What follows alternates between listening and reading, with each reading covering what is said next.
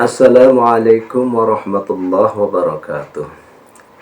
Alhamdulillah, alhamdulillahi nahmaduhu wa nasta'inuhu wa nastaghfiruh wa na'udzu billahi min syururi anfusina wa min sayyiati a'malina.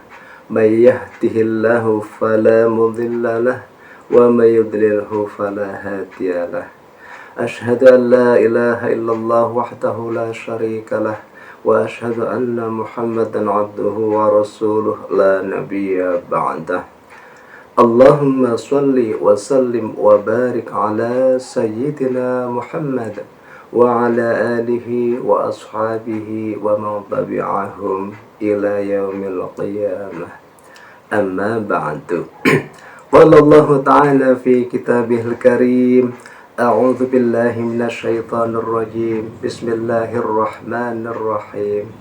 Wal 'asri innal insana lafi khusrin illa alladzina amanu wa 'amilus solihati wa tawassaw bil haqqi wa tawassaw bis sabr. Shadaqallahul 'azim. Para pemirsa, khususnya keluarga besar kantor Kementerian Agama Kabupaten Pacitan yang dirahmati oleh Allah Subhanahu wa Ta'ala. Sebelum saya menyampaikan kajian tematik Ramadan pada kesempatan kali ini, marilah kita bersama-sama selalu memanjatkan puji syukur kita kehadirat Allah Subhanahu wa Ta'ala, yang mana Allah sampai saat ini masih melimpahkan rahmat, nikmat, hidayah, serta inayahnya kepada kita semuanya.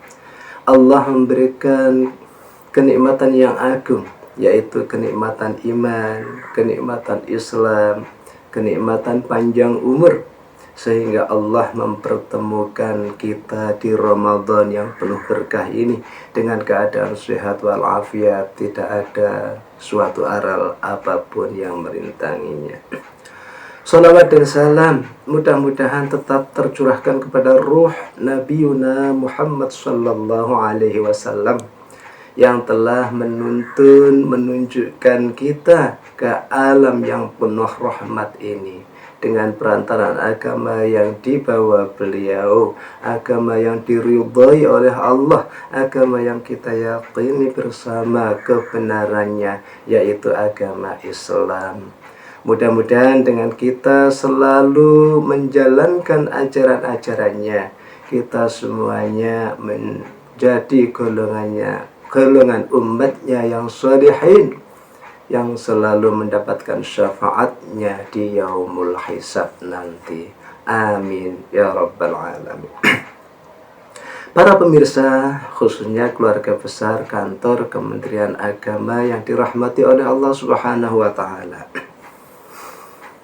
Selanjutnya perlu kita ingat bersama bahwasanya kita hidup di dunia ini sangat bergantung pada waktu. Karena waktu akan menjadi penanda dari hari-hari kita. Kita harus sadar bahwasanya waktu akan terus berlalu dan tidak akan pernah kembali lagi. Sebagaimana orang yang hidup sebelum kita kemudian meninggal dunia, maka orang itu tidak akan hidup lagi di zaman kita atau di zaman anak cucu kita. Begitu juga siklus kehidupan kita. Kita dilahirkan di dunia ini berwujud bayi, kemudian tumbuh menjadi anak-anak, remaja, dewasa, kemudian tua, yang pada akhirnya akan meninggalkan kehidupan dunia ini menuju kehidupan di alam ataupun dimensi yang lainnya. Oleh karena itu, para pemirsa, marilah kita gunakan semaksimal mungkin waktu yang masih tersisa, waktu yang masih diberikan oleh Allah Subhanahu wa Ta'ala kepada kita dengan sebaik-baiknya, mumpung Allah masih memberikan kita waktu. Pemirsa yang dirahmati oleh Allah, Ada satu makalah yang mengatakan bahwasanya la yarji'al ayyamul lati qad madat, yang artinya tidak akan pernah kembali waktu atau hari-hari yang telah lampau atau telah berlalu. Makalah ini memberikan tambih atau peringatan kepada kita agar kita selalu memanfaatkan waktu-waktu kita yang masih ada dengan sebaik-baiknya. Karena waktu terus berlalu, sedangkan umur dan kesempatan kita akan semakin berkurang. Nama-nama hari memang akan terus berputar dan berulang.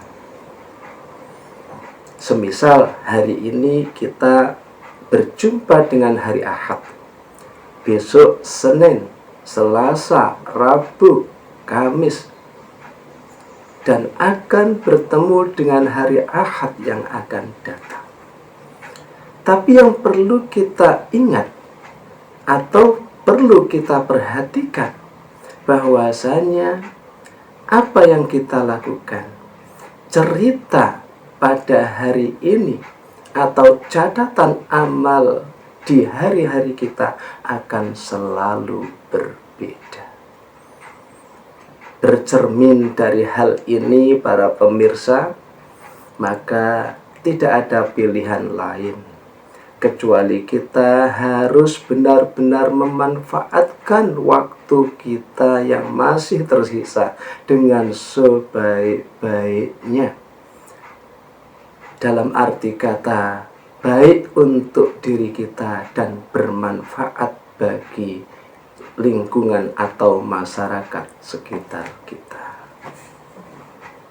Kita bisa menjalankan dengan menjalankan kewajiban kita. Misalkan kita melakukan sholat fardu 5 waktu, membayar zakat, berpuasa Ramadan sebagaimana yang kita lakukan hari ini, kemudian menunaikan ibadah haji bila Allah memberikan leluasa atau kesempatan kepada kita untuk menunaikannya, atau ibadah-ibadah sunnah yang lain. Semacam misalkan kita sholat sunnah taraweh, sholat hajat, sholat tahajud, sholat duha, qobliyah, ba'diyah, dan banyak lagi sunnah-sunnah yang lain.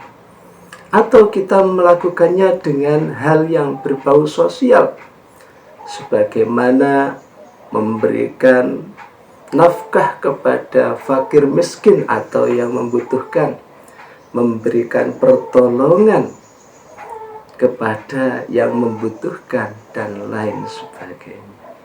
Wa ta'awanu 'alal birri wat taqwa wa la ta'awanu 'alal ismi wal 'udwan. Para pemirsa yang dirahmati oleh Allah Subhanahu wa taala, ada satu hadis yang diceritakan oleh Ibnu Abbas radhiyallahu anhu.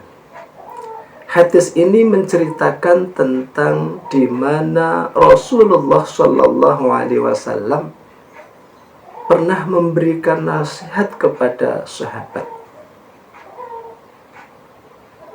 Rasulullah Shallallahu alaihi wasallam bersabda dalam hadisnya,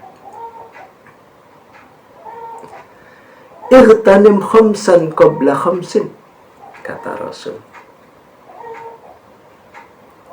Manfaatkan waktu luangmu, kata Rasul, qabla khamsin, sebelum datang 5 masalah.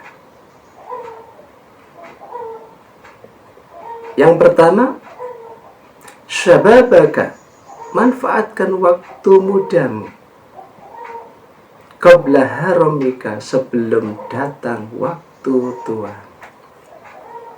Wasihhataka, dan manfaatkan waktu sehatmu, qabla saqamika, sebelum datang waktu sakitmu.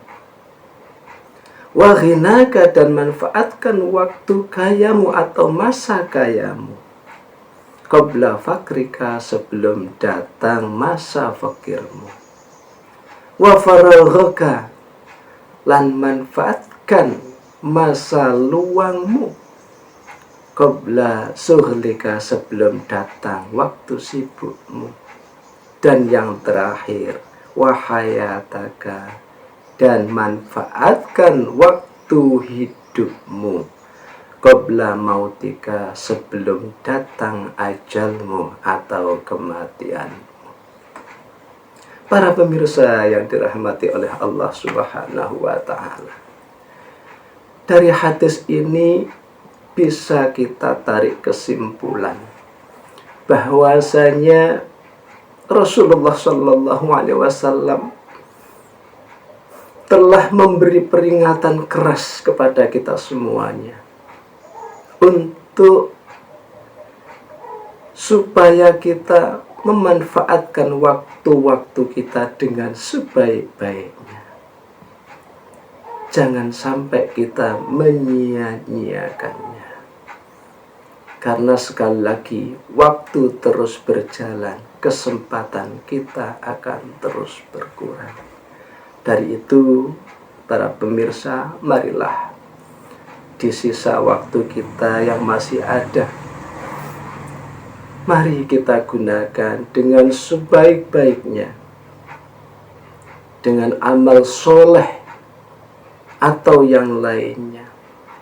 Yang kebaikan itu akan kembali kepada kita, kembali kepada keluarga kita, kembali kepada sanak saudara kita, kembali kepada masyarakat sekeliling kita.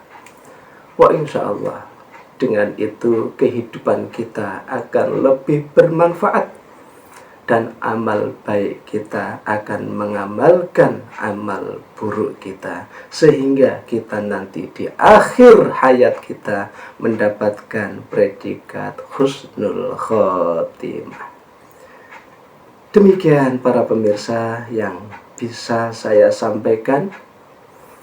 Ada kurangnya saya mohon maaf yang sebesar-besarnya. Billahi taufiq wal hidayah wal afu minkum. Wassalamualaikum warahmatullahi wabarakatuh.